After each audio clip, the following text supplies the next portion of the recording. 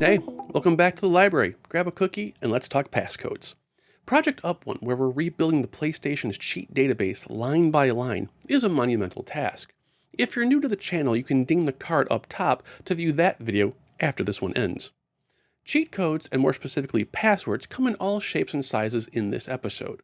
As I randomly travel through the library, sometimes I get to enjoy nice little surprises that aren't the usual invincibility or unlock everything tricks. For today's video, I took a dive into the archives to find passcodes that went above and beyond their fellow brethren to change how you play a game.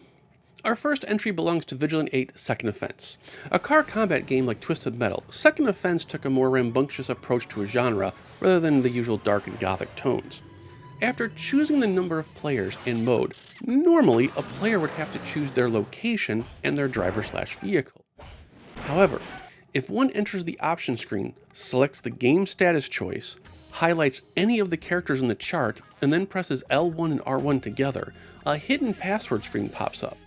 Type in Quick Play with a space, and once confirmed, back to the title screen. Now choose your mode and the game will randomly select your arena and driver for you. Random select is a great way to try out new cars and arenas you normally wouldn't play.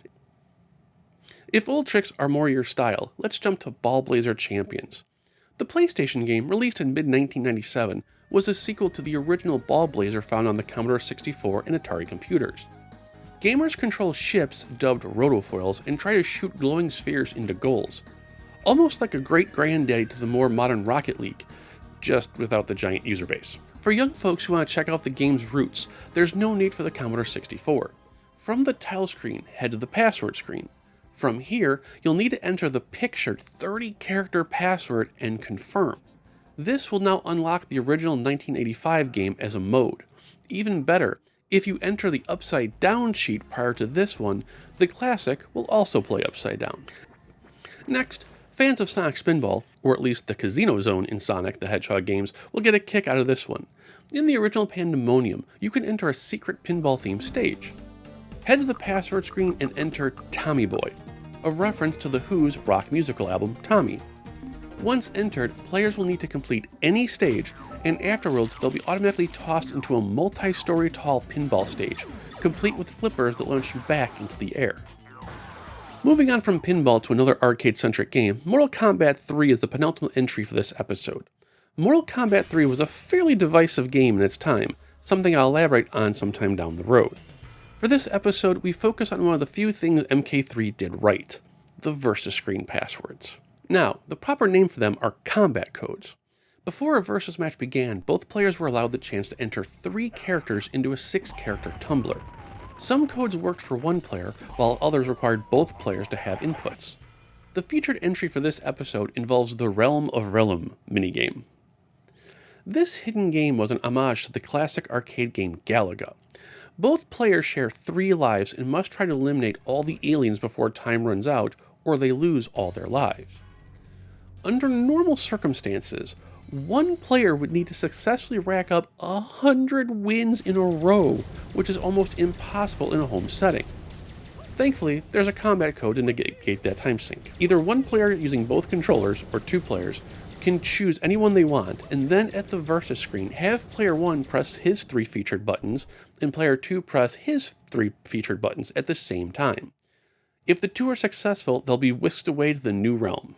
Finally, and probably my favorite of the passwords in this episode, we arrive at Colin McRae Rally. Ironically, while not an arcade game, this last password pays a huge tribute to one of the oldest and most beloved arcade games of all time, Konami's Track and Field. Like all racing games, under normal circumstances, you would use the gas button to travel forward and the brake button to come to a stop. Here's where the password comes into play. First, choose Rally or Time Trial. Select your car and get to the name entry screen. Instead of your name, enter the password Button Bash, all one word. Once confirmed, go ahead and start your race. If you try to accelerate or brake, nothing really happens. Here's where the tribute comes in. In Track and Field, you had to alternately press buttons for the on-screen character to run. The gimmick was intended to act like the left and right feet of the Olympian you were controlling on screen. Here in Colin McRae, you must now alternately press circle and cross to get the car to move. the better your rhythm pressing, the faster the car will go. This provides a hilarious difficulty challenge as you try and navigate the up and down motion of your right fingers with the left and right presses of your left steering hand. And there you go, guys.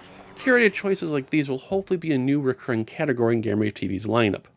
Do you have a favorite password from a favorite video game? Any system, any genre, any era? Let me know in the comments section down below. Let's get the conversation started. And there you have it, guys. First video of the new year. It's been a crazy week and a half in a personal life, but I think we're over and done with all that.